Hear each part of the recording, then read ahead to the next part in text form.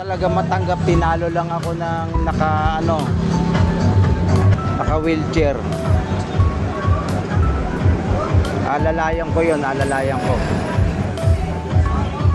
Layo pala ng bahay doon, tangina.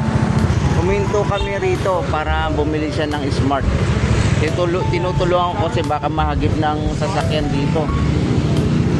Bali yung tinutulungan ko kasi baka rito masagi itong sa raw, kaya ganyan siya. Yan, bumili ng Smart. 49 pesos, alright. Kailangan pa raw ng ganito. Hindi na kailangan dun, sir. Ay, hindi na kailangan. Kailangan niya magka-signal. Here, this call and text is for locals. Buti na lang marunong mag-English. Yes, and Me, I'm not speak English. And doon naman please. Nahirapan talaga ako mag-English. Eh, alam mo naman, English mais lang ako eh.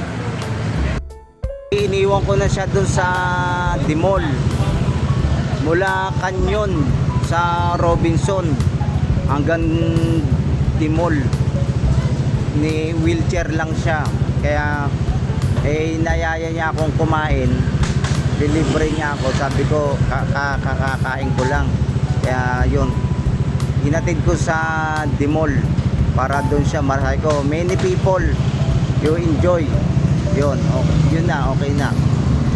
Safe na sa road. Pero pag uwi, doon pa rin siya dadaan sa kalsada. Delikado ron. Hindi ko alam kung ano oras siya uuwi papuntang Canyon na naman. Yun lang. And doon naman yung dot.